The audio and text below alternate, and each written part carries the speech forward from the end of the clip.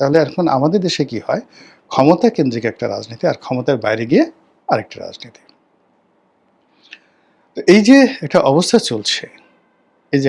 চলছে, সেই অবস্থার প্রেক্ষিতে যেটা হচ্ছে সেটা হলো day by day Tarique Rahman সাহেব তার যে শত্রুপক্ষ, সেই শত্রুপক্ষের টার্গেটে পরিণত হচ্ছেন। আর এ সকল যখন পরিবেশ পরিস্থিতি হয় তখন যে ধরনের বন্ধু লাগে, বান্ধব লাগে, সহযোগিতা লাগে, তারপরে যে ধরনের একটা প্রতিরক্ষা ব্যূহ লাগে, বিশ্বস্ত লোকজন লাগে। আপনি অনেক মন্দ কাজ করেও কিন্তু বিশ্বস্ত লোকজন থাকলে আপনি টিকে থাকতে পারবেন। যেমন একজন পাগলা রাজা ছিলেন, মুহাম্মদ বিন তুগলক, আমরা যাকে নিয়ে তুগলকি কাণ্ড বলি।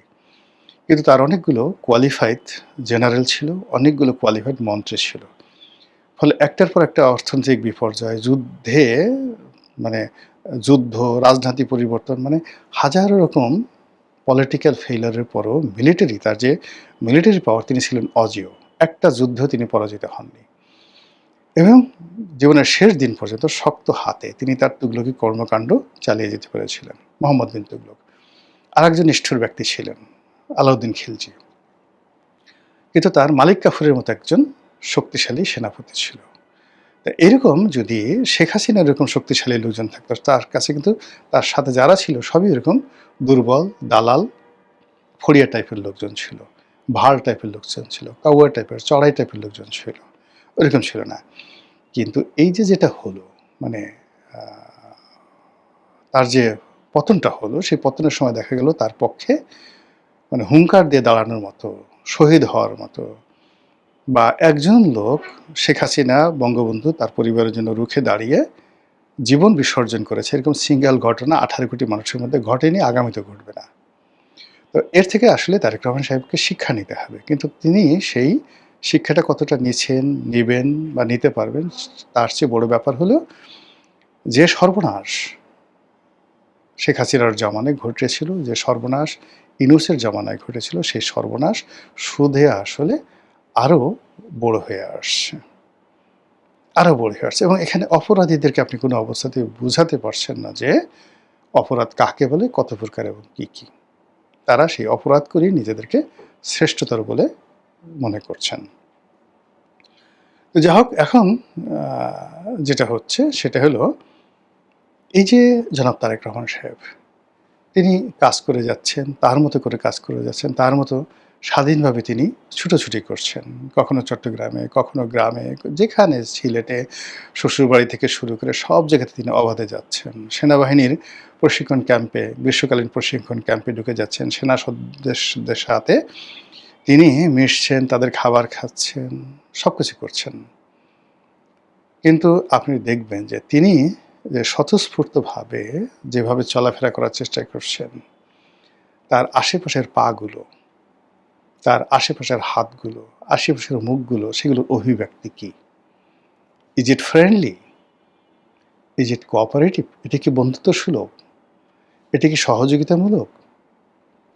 এটা কি প্রশংসনীয়? নাকি আমরা যারা দর্শক, আসলে আমরা কিছুই করতে পারবো না, আমরা বলছি আহাহা, এরকম প্রধানমন্ত্রী আর হয় না, যিনি সেনাবাহিনীর ভিতরে ঢুকে গেলেন, তারপরে সেনাবাহিনীর খাবার খেলেন, প্রশিক্ষণ ক্যাম্পে বসে বসে তিনি সেনা সদস্যের এই দৃশ্য দেখলেন।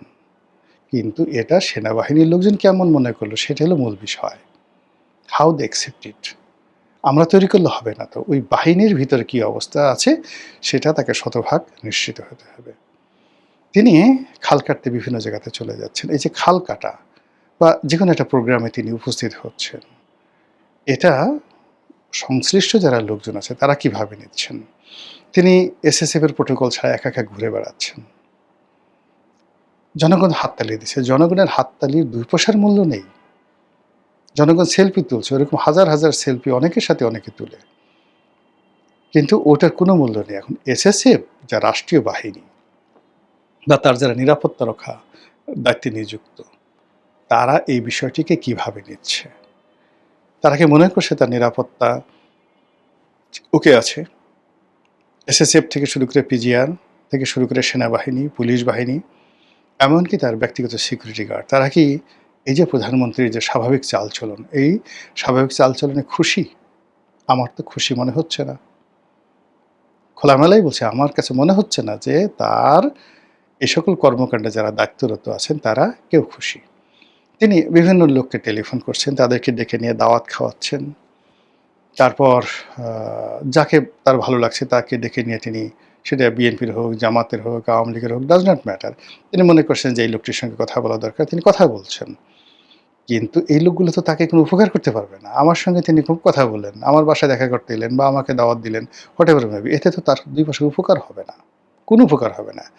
কিন্তু আমাকে দাওয়াত করতে গিয়ে তার পাশের যে লোকটি আছে সেটি যদি পার্মানেন্টলি তার প্রতি মনঃক্ষুণ্ণ হয়, তাহলে আমাকে দাওয়াত না দেওয়াটাই বুদ্ধিমানের কাজ। আগে ঘর সামলাতে হবে। সেই দিক থেকে উনার আশেপাশের যে উনার ক্যাবিনেট আছে, কিচেন ক্যাবিনেট আছে, পরিবার আছে, উনার একান্ত ব্যক্তিগত স্টাফ আছে।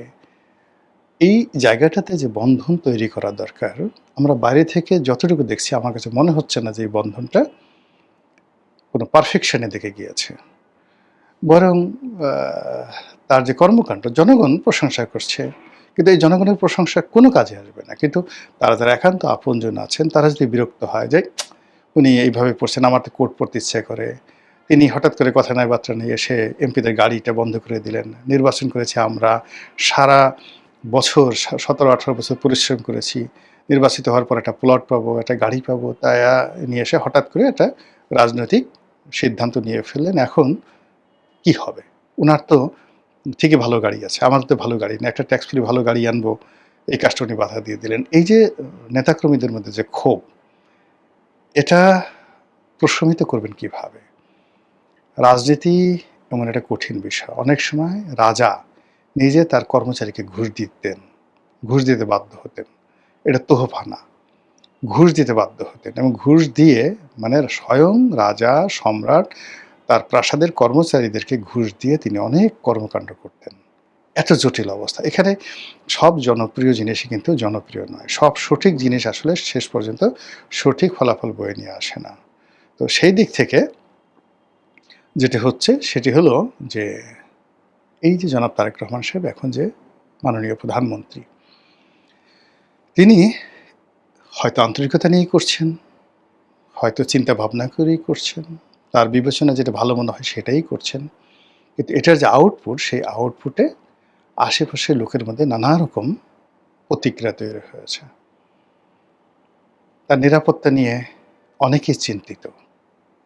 তার রাজনৈতিক ভবিষ্যৎ নিয়ে অনেকেই চিন্তিত। তার যে প্ল্যান এবং পরিকল্পনা নিয়ে কোনো সুদূর প্রসারী যে ভালো ফলাফল, এগুলো গত ৪ মাসে এখনো পর্যন্ত ফুটে ওঠেনি। সেই অবস্থাতে এই যে তার যে সহজ সরল অভিব্যক্তি, এটার জন্য মায়া করা ছাড়া আপনার বা আমার কী বা করার আছে? মহান আল্লাহ আমাদের সবাইকে হেদায়েত দান করুন এবং হেফাজত করুন। আসসালামু আলাইকুম ওয়া রাহমাতুল্লাহি ওয়া বারাকাতুহু।